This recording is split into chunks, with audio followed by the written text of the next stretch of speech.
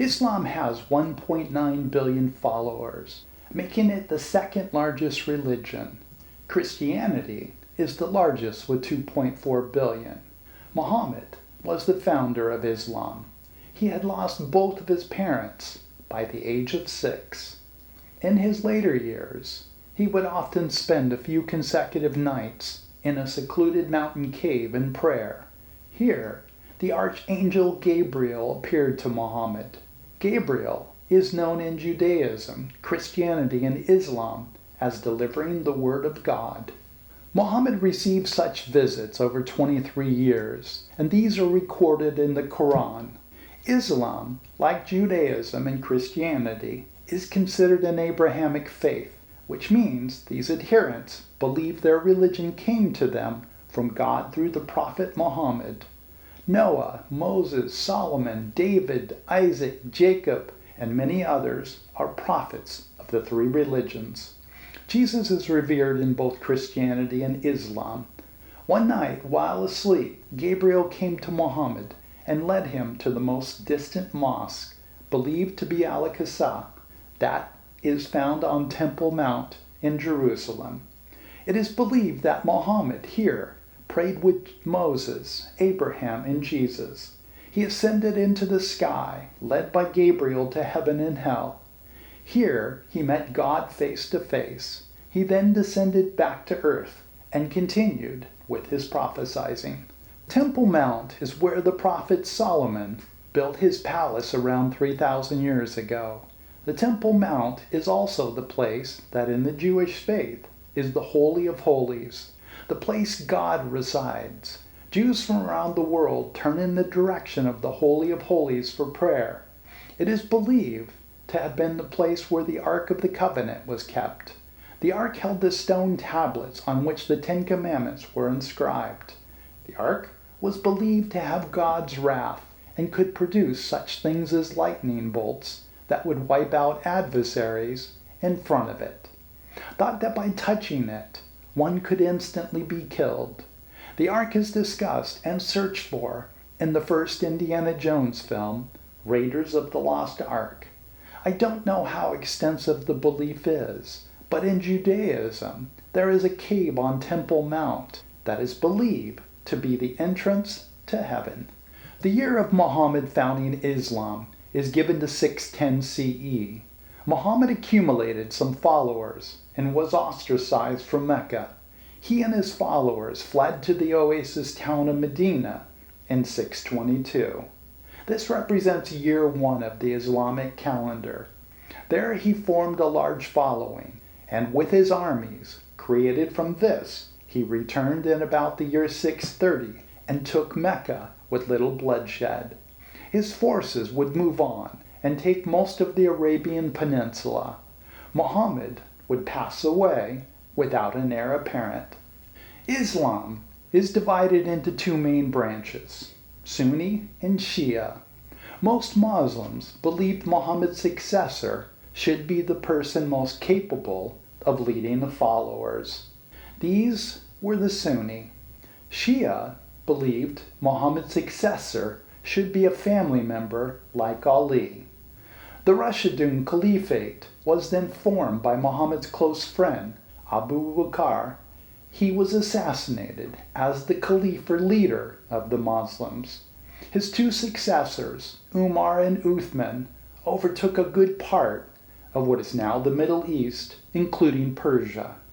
No empire before them had been larger. Today, it stands as the 14th largest empire in history. The fourth ruler of the Rashidun Caliphate was Ali. The Kharijites, originally supporters of Ali, would assassinate him over a settlement. This fueled more of the Sunni-Shia separation. The Shia did not believe the first three rulers of the Rashidun Caliphate were legitimate. The Rashidun Caliphate lasted 631 to 661. The first three caliphs were in-laws of Muhammad's. Muhammad's second or third cousin, Muawiyah, had been governor of Syria. Early on, Muawiyah and his father opposed Muhammad until he captured Mecca in 630. Muawiyah opposed Ali becoming caliph, and their armies fought to a stalemate. Muawiyah played an important role as a general in territory expansion under the Rashidun. His organizational skills were exceptional as a military leader and ruler. After Ali's death, he founded a new dynasty, the Umayyads. He would place his capital in Damascus, Syria, and rule there 661 to 680 CE. The Umayyad expanded to the Atlantic coast in northern Africa, taking Morocco, Algeria, Tunisia, and the rest of Libya. They then expanded north, taking all of Portugal and most of Spain. Temporarily, they went into France and were defeated by Charles Martel, king of the Franks. Charles was the grandfather of Charlemagne.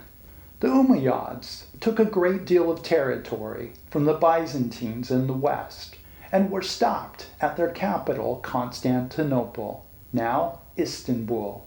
Moving east, they captured Pakistan, Afghanistan, and other significant parts of Central Asia and into India. The Umayyad Caliphate would overtake the Rashidun Caliphate in size, also becoming the largest empire to have existed in history at its time. Today, the Umayyads Caliphate is found to be the seventh largest empire in history. Umayyads ruled Spain for over 300 years, 756 to 1031. Muslim rule in Spain would continue until 1492. In 750, the Abbasids overthrew the Umayyads and killed most of the ruling family. One escaped to Andalusia, Spain, and ruled from there. Non-Arabs were treated as second-class citizens under the Umayyads. This fueled the Abbasid Revolution. The Abbasid family claimed descent from Muhammad's uncle, Al-Abbas. In 741, the Umayyads made a decree that non-Muslims couldn't be in government. Merv Turkmenistan was the first to revolt against the Umayyads, then the Persians. The Abbasids made Baghdad its capital and most important city. Baghdad was in a region under much greater Persian influence. Under the Abbasids, Baghdad would become the most populated city in the world. The Abbasid Empire, though ruled by Arabs in Arab lands, took on a strong Persian influence. It is thought that during the Umayyad times, only about 10% of the Persian population had converted to Islam, instead holding on to their traditional Zoroastrian beliefs. Within about 300 years, the vast majority of Persians converted to Islam. Abbasid rule was impressive for the first couple hundred years, as they more or less maintained their territorial control and were impressively academic. This was the time often referred to as the Golden Age of the Abbasid. They preserved many of the ancient Greek and Roman texts. 1,000 Nights, Annanite, or Arabian Nights, was mostly written in this Golden Age. This contained such classic tales as Aladdin, Sinbad, and Ali Baba and the 40 Thieves. I say mostly written, as this may be history's most complicated story. I am not sure of other versions, but Englishman Richard F. Burton's translation of this was 17 volumes and thousands of pages. After the sort of golden age of the Abbasid, they would lose a great amount of power. They were permanently defeated in Baghdad and Persian areas in 1258 as the Mongols captured Baghdad and executed the Caliph, who was the 37th Abbasid Caliph ruling from Baghdad. The Abbasids would continue ruling in Egypt until 1517, but had little power. I will continue on with the Islamic empires in future episodes, as well as one on the Golden Age of Islam. I will also, in a future episode, cover the life of Ibn Battuta, who was the most traveled person in pre-modern times. He was a Sufi Muslim from Morocco who traveled through the world's Islamic lands in the 13th century. I then we'll take a look back at some of my travels in the Islamic world.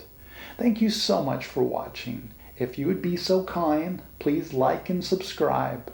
Have a great day, and I'll see you in the next episode.